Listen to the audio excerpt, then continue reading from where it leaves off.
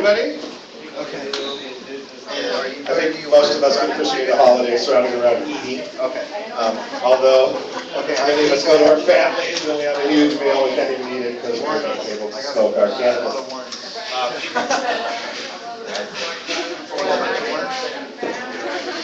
Yeah, I can. As people are settling in, reminder, if you do not want to be photographed or appear on the Ustream video, please sit in the section on the other side of this barrier. Why don't I have 20? It doesn't matter. And if you're coming in late, we have raffle tickets, 7 for $5, $1 a piece. Really great items. Urban Growers, some of my artwork. My chiropractor donated a really cool metal water bottle. So get in on that raffle. There's a poster, we're raffling off Dr. Profane's 2014 pinup calendar. For those of you who are the ladies, there's lots of stuff in there. And I have an original vintage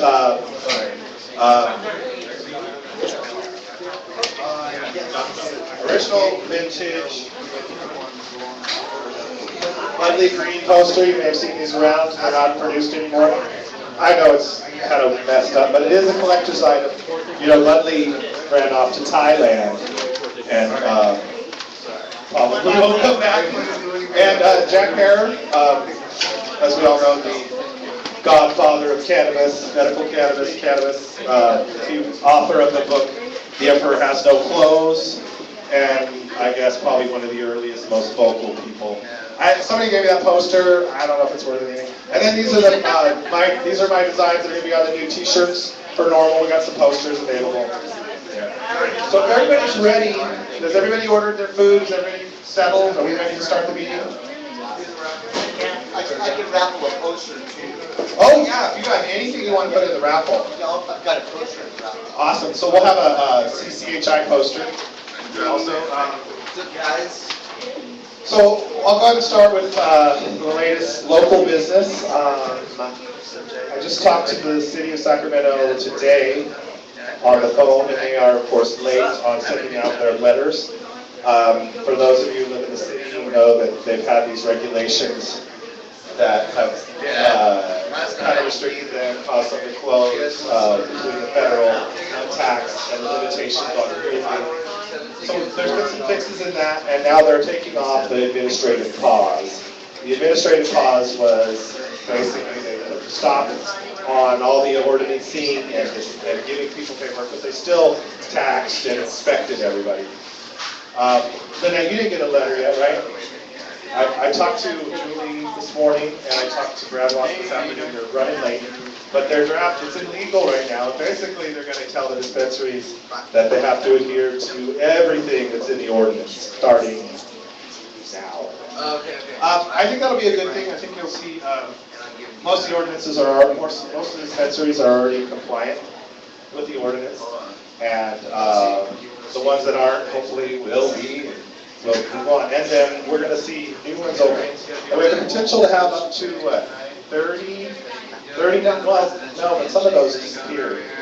So around 34, I think, is the number that we could reach in Sacramento for dispensaries once these things start rolling again. The ordinance for Sacramento, that is 20, you're going to test me, huh? 2010, 2010-037. All right. I remember things. I always remember money that that's was it 2010-037. And if you Google medical marijuana ordinance Sacramento and put the word PDF in there with the letters, you will be brought straight to a document that shows you the ordinance. And it's been amended most recently due to efforts by myself, Annette, Asa, Norml, and a lot of people in the community showing up. We got there to amend it. Can you repeat that again for me, the ordinance? 2010, which was the year it was passed, 2010. And the ordinance number is 037. Thank you. You're welcome. Now, what we're going to see coming next from the city is we're going to get them to It's kind of hard to talk up here with everybody talking. We're going to get them to revisit their ban on the outdoor growing. We're scheduling a meeting with Steve Hansen, and then we already have Steve Cohn is on our side, and hopefully we'll get something in 2014 for the next harvest that will allow some sort of plant count for patients to grow, sensibly grow their cannabis in Sacramento. If you guys aren't aware, you should be aware that there is an outdoor ban on growing in the city of Sacramento. The unincorporated county of Sacramento has a across-the-board ban on dispensing, growing, everything. In the city, you can grow indoors. There are several rules.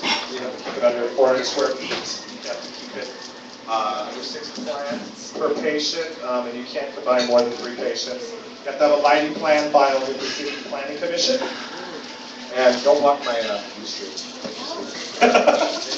Yeah.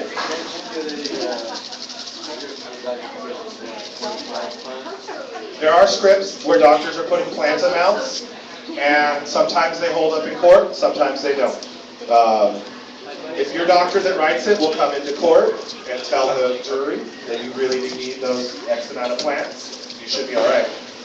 If you go to a Skype doctor, see it for 3 minutes, get a 99 plant rec, and then try to call them later when you're in trouble, they'll give you the number for a lawyer who will say, okay, you have $5,000 now. So you gotta be really careful because this plant count business isn't official. This idea that the doctor could just say, oh, you need 99 plants because you eat it, is not a growing license. It is the doctor saying you need more medicine, but then it's being advertised as a growing license. What a growing license implies is that you can grow cannabis for yourself and others. Okay? This is saying you need 99 plants for yourself. So what you're stuck with in the end is sitting in front of a jury and trying to explain to them why you need, 200 pounds of marijuana a year or whatever. And like I said, sometimes it goes through, sometimes it doesn't. We do want to get a committee going. At the last leadership meeting, we discussed the county, and I think most of you are aware that this is the 3rd year of the county ban, and the 1st year that the county's done sweeps, which are exactly counter to what the Board of Supervisors said would happen.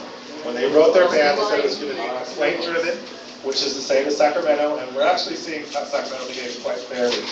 But the county did sweeps. Helicopter flyovers, show up at people's houses, say, I'm going to do a plant count, a compliance check, which is completely disingenuous considering there is no such thing as compliance. If it is against the law in the county, then you can't comply. Whether you have 1 plant or a zillion plants, you're not compliant. So then once you grant them access, I had a patient with 4 plants get a letter telling him that he was going to have to pay $500 a plant to pull his outdoor grow.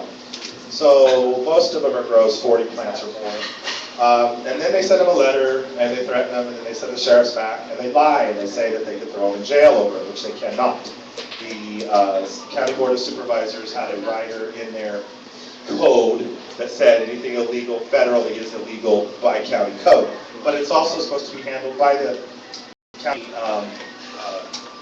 the county code enforcement, okay, which are fines and threats and BS and bureaucracy. So basically, people pulled up, I dare guess, tens of thousands of plants in the county out of fear that the county was going to come pull them up and throw them in jail, when really the county was tricking them into pulling them up because of the legal ramifications. If they went through, first of all, and spent all the money and manpower pulling all these plants up, then they would have dozens of lawsuits. One of those would win, and their bullshit law would be overturned. So they're trying to do it in this sneaky way, and like we discussed it with the DA, the guy that wants to be the DA, help me out, Todd Laris. Todd Laris came, and he was pretty flabbergasted by that practice. And he is a assistant, or works with the federal prosecutor, the arch boogeyman himself. Benjamin Wagner, that's the one. So that's what's happening in the city and the county. We have a fundraiser coming up. If Chelsea doesn't make it, then I'll fill you guys in on that. It's for the Norml Women's Alliance, and that's going to be on Saturday. It's an all-day event. So you'll get more details about that when Shelby comes up. And I guess it's time for Bob Bowerman to come on down.